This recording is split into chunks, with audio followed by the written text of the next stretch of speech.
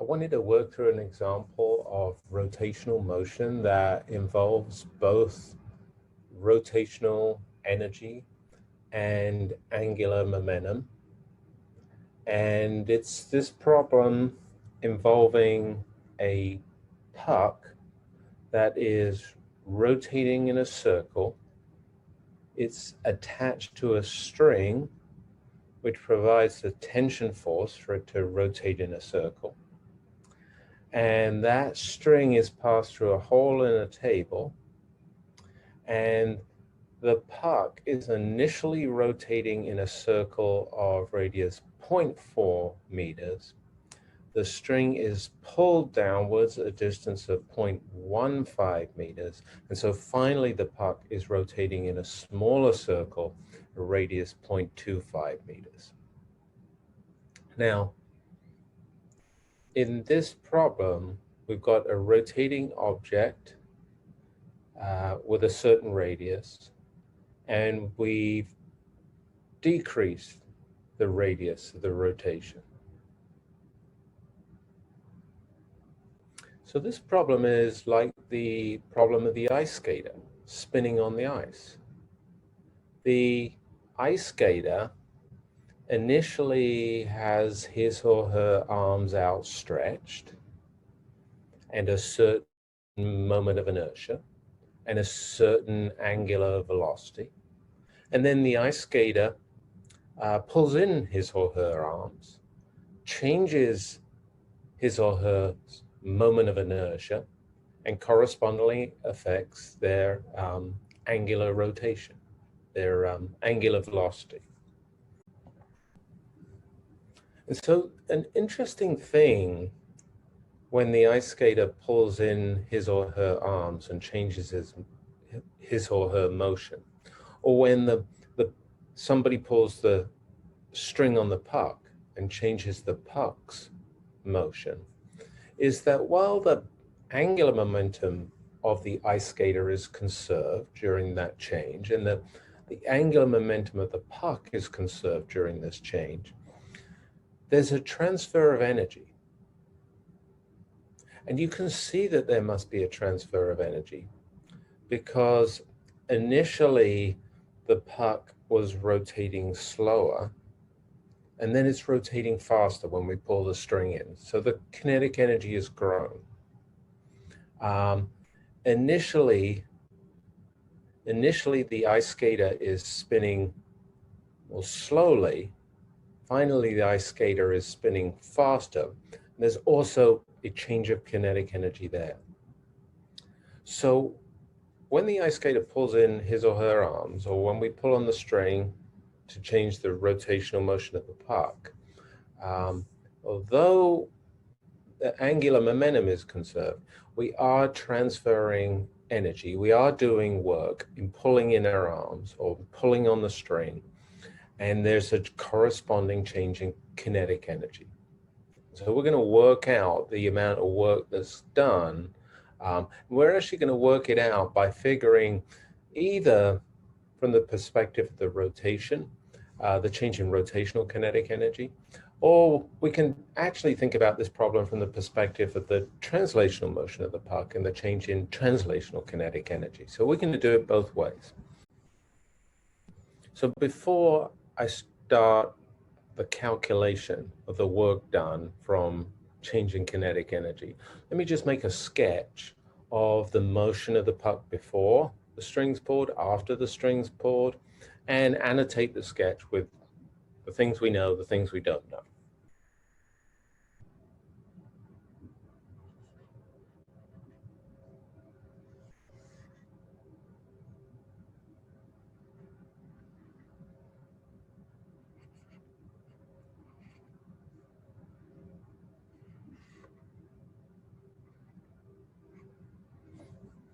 So on the left here, here's a picture before we pulled on the string. The radius is larger. Here's on the right is a picture after we pulled the string. The radius is smaller. So here, the radius is 0.4 meters.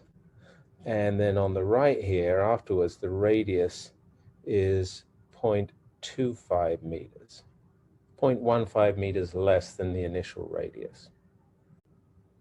We also know the moment of inertia of the moving puck before and after the string is pulled. So the moment of inertia of a point mass undergoing rotational motion is the mass times the square of its radius.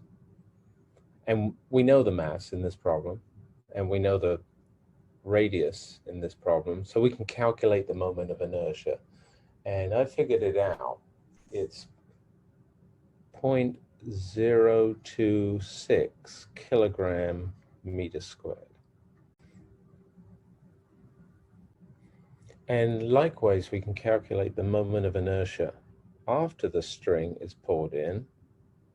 So that moment of inertia is, again, the mass of the puck times the square of the radius that the puck is moving in. And again, we know both those numbers. And I can fill them in, and I calculated that, and that's 0.010 kilogram meter squared. So the moment of inertia changed from the initial to the final radius, and it actually changed by quite a bit, from 0.026 kilogram meter squared to 0.010 kilogram meter squared.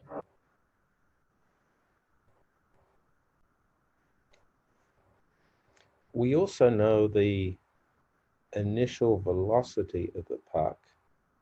It's 0.9 meters per second. And we can calculate its angular velocity from the relationship between linear velocity and angular velocity. The angular velocity is the linear velocity divided by the radius of the circle.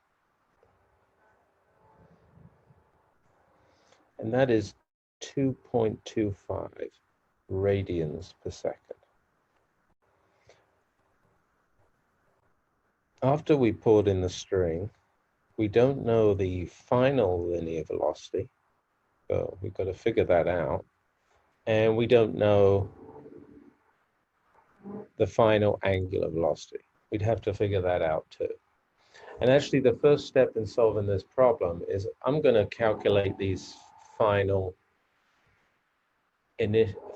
angular velocities and linear velocities using angular momentum conservation. So that's really going to be step one. So step one, apply angular momentum conservation.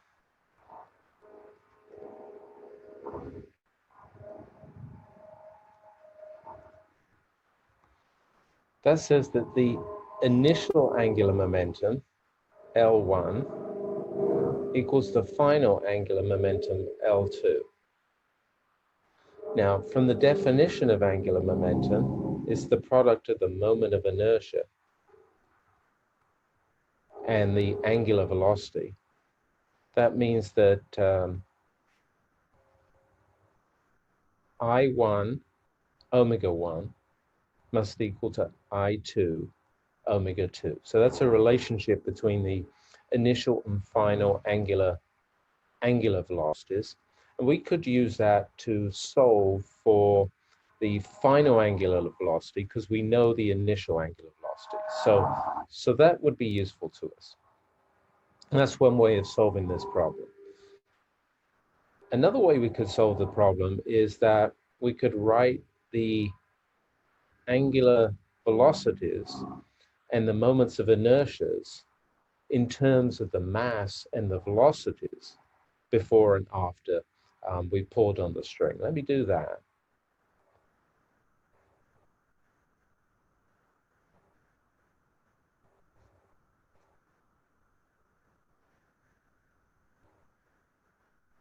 So here's the product of the moment of inertia and the angular velocity before we pulled on the string. Here's the corresponding product after we pulled on the string. So on the left-hand side, the radius is R1, the velocity is v1. On the right-hand side, the radius is r2, the velocity is v2.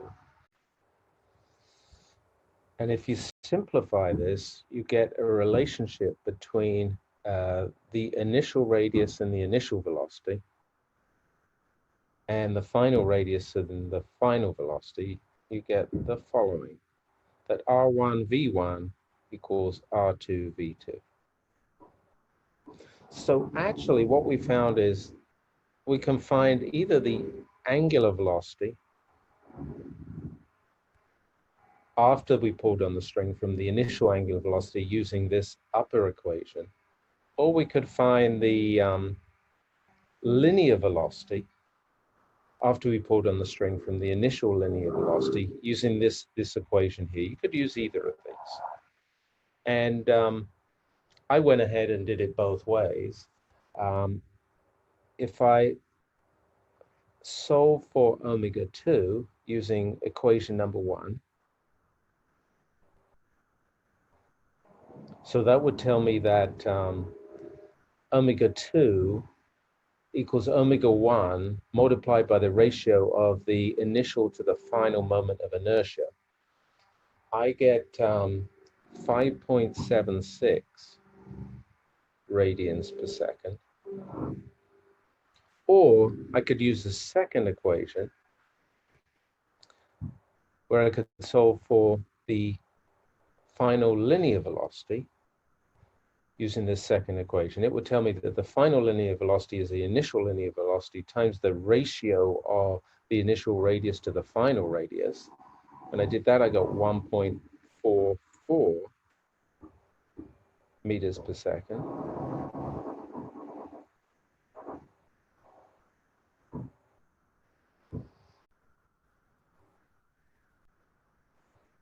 You'll notice when I solved for the final angular velocity, it increased, and it increased by the change in the moment of inertias. When I solved for the final linear velocity, it also increased, but it just increased by the ratio of the initial and final radii.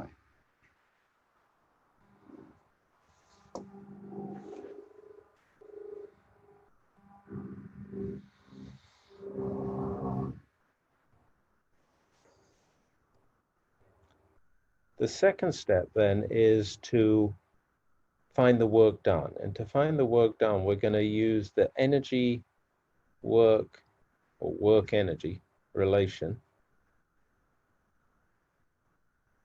And we're going to be able to apply that because we now know the initial and final velocities, or we know the initial and final angular velocities, which means that we know the initial and final rotational energies, or the initial final translational kinetic energies.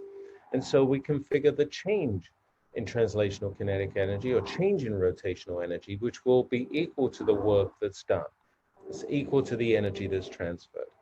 So let's go ahead and do that.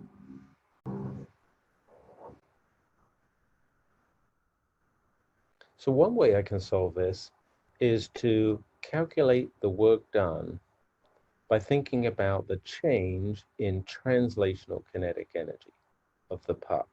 That change in translational kinetic energy is the final kinetic energy. So that would be 1/2 mv2 squared less the initial kinetic energy. That would be 1/2 mv1 squared. Now we know the mass, 0.16 kilograms. We know the initial and final velocities now. They're the 0.9 meters per second initially and the 1.44 meters per second finally. So I can just plug in those numbers. I'm not going to write them all out. And we find that that change in kinetic energy, and hence the work that's done, is positive, and it's 0.1 joules. And so that's one way of calculating the work done. We know how the motion changed, we know how the linear velocity changed, so we know how the kinetic energy changed. So that change in kinetic energy is the work done.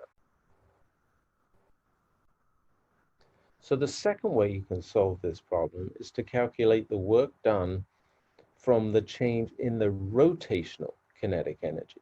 Thinking of the puck as having rotational kinetic energy. The change in its rotational kinetic energy is the final rotational kinetic energy.